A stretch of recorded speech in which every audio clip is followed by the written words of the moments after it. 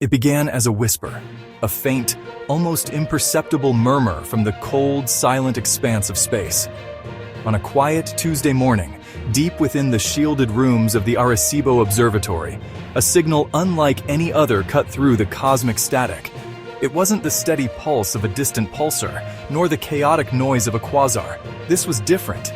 It was structured. It was deliberate. Astronomers, accustomed to the random symphony of the universe, suddenly found themselves listening to a solo performance. The signal arrived. It repeated its strange, rhythmic chant. Then it vanished as quickly as it came, leaving behind a trail of questions that echoed louder than the signal itself. Across the globe, other ears were listening. Vast dish array in the Atacama Desert. Fast telescope in China. The same anomalous pattern was being recorded on different instruments. It was a ghost in the data. A fleeting series of fast radio bursts that defied astrophysical explanations. These bursts were too regular, too clean to be natural. It was as if someone or something was tapping a message on the cosmic window, a code we did not have the key to decipher. The scientific community buzzed with a nervous energy, excitement and dread. We have always looked to the stars for answers, but what if the stars were starting to ask questions of us? The initial discovery was kept under wraps, a secret shared among a select few. The implications were too immense to release without absolute certainty, but certainty was a luxury they did not have. The signal returned precisely 72 hours later, from the exact same coordinate in the sky. This time it was stronger, clearer, as if it knew it had our attention. Right on our doorstep, hiding in the shadows of our own planet. The mystery deepened when astronomers turned their attention from the signal's origin to its immediate vicinity. If the bursts were coming from nearby, there had to be a source. Optical telescopes were commandeered, radar telescopes were commandeered. Their powerful lenses and beams redirected from distant nebulae to the blackness of Earth's orbit.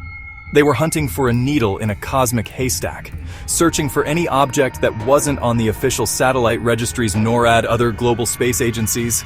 The public databases list thousands of objects, active communication satellites, defunct rocket boosters, tiny fragments of space junk. Every piece is tracked, cataloged, and known. Or so we thought. The first anomaly appeared on the screens at the Maui Space Surveillance Complex. It was a flicker, a ghost object moving in a highly unusual polar orbit.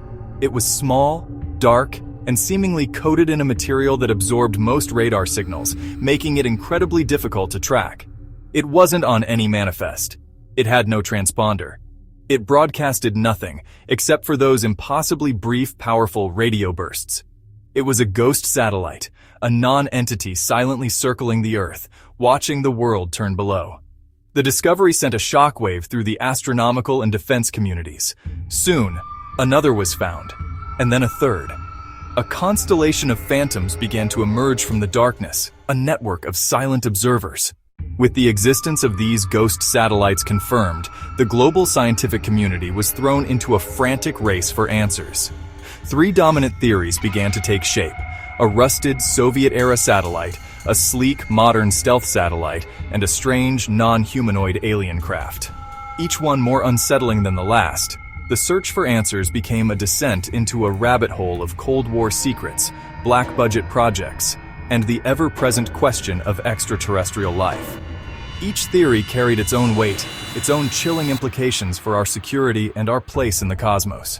If they were old, forgotten pieces of military hardware, it meant dangerous, unpredictable technology was floating above us. A ticking time bomb from a bygone era. If they were modern, secret spycraft, it signified a terrifying leap in covert surveillance, a new front in a silent war in the heavens. And if they were not from Earth at all, it meant everything we thought we knew about our solitude in the universe was wrong. The ghost satellites were no longer just a scientific anomaly. They were a Rorschach test for humanity's deepest fears.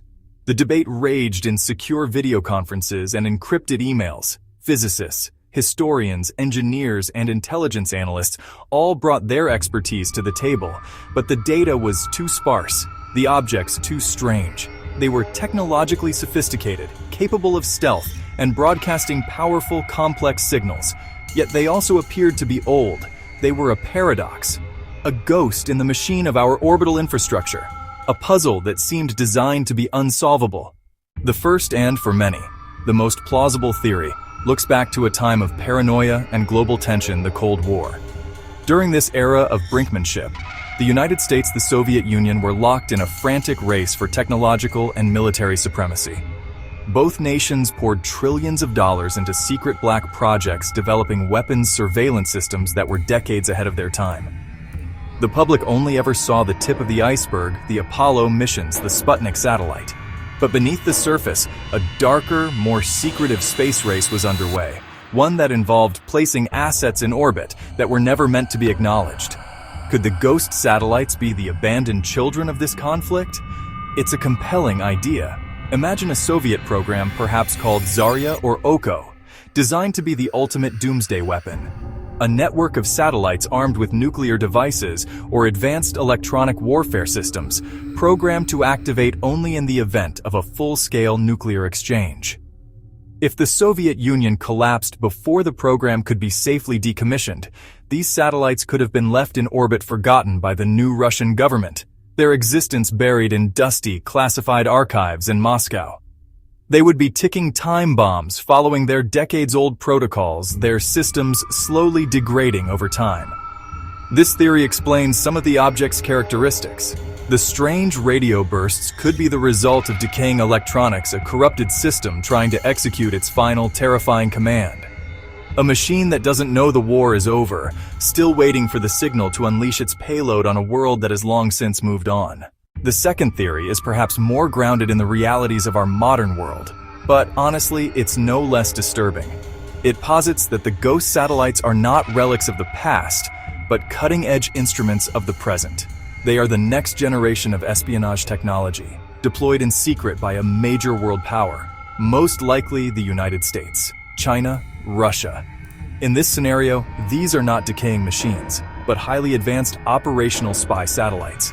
Their stealth capabilities are not a sign of age, but a deliberate design feature meant to render them invisible to the tracking systems of rival nations. They represent a new, undeclared front in the global intelligence war. This theory suggests a technological leap far beyond what is publicly known.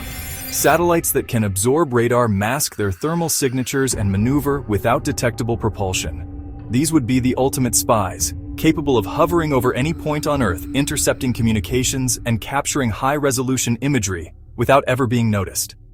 They would be a violation of all existing space treaties, but for the nation that controls them, they would offer an unimaginable strategic advantage. The ability to watch your enemies and your allies with complete impunity is a prize for which any superpower would risk international condemnation, provided they are never caught.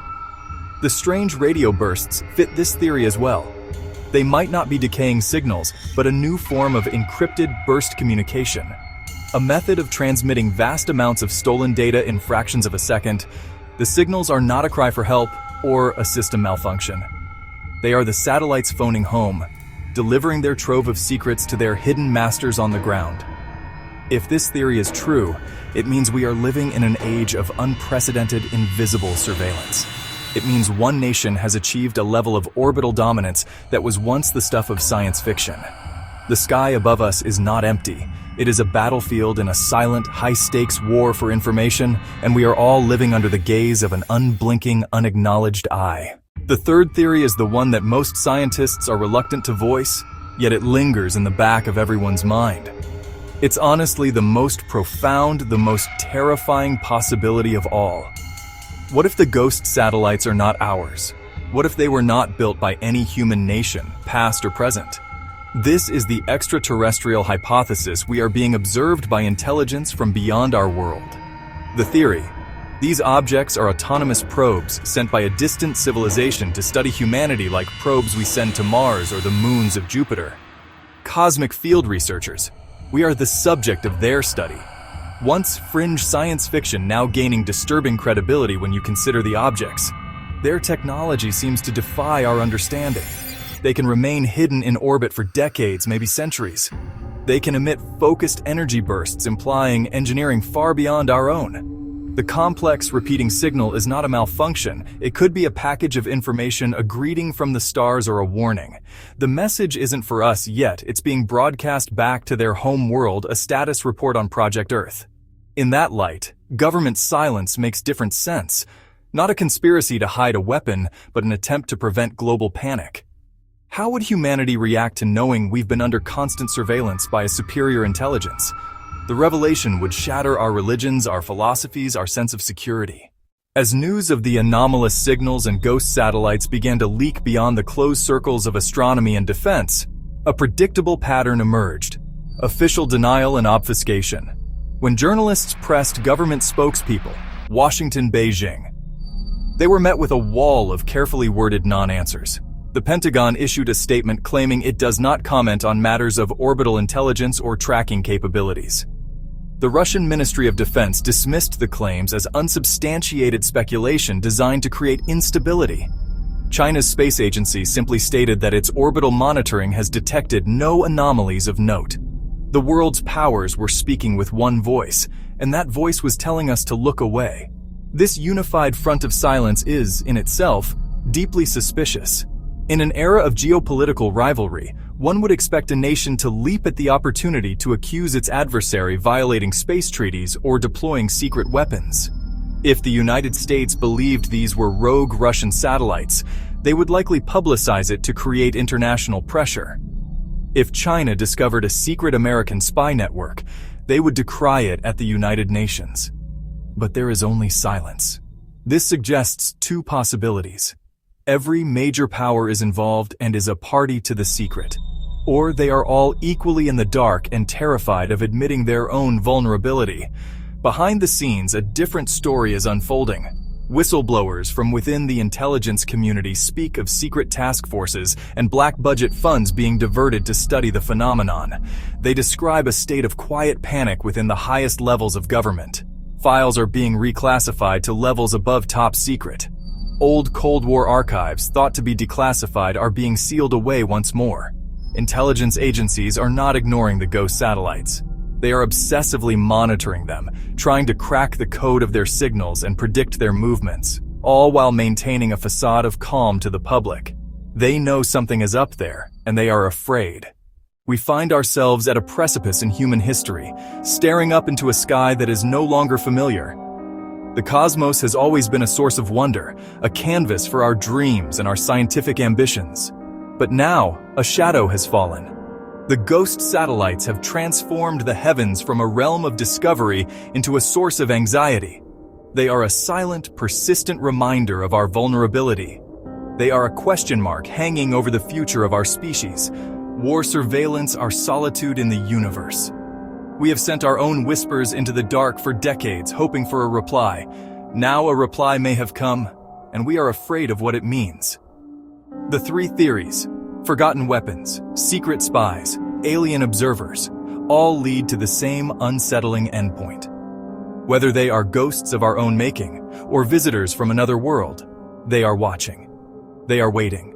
If they are Cold War relics, they are waiting for a signal that will never come, their decaying systems a ticking clock. If they are modern spycraft, they are waiting for the right moment to leverage their advantage, waiting for the geopolitical chessboard to align in their favor. And if they are extraterrestrial, they are waiting for something we cannot even begin to guess. Are they waiting for us to achieve a certain level of technology, to solve our planetary conflicts? Or are they waiting for us to self-destruct? Every day, the sun rises and sets. The world continues to turn.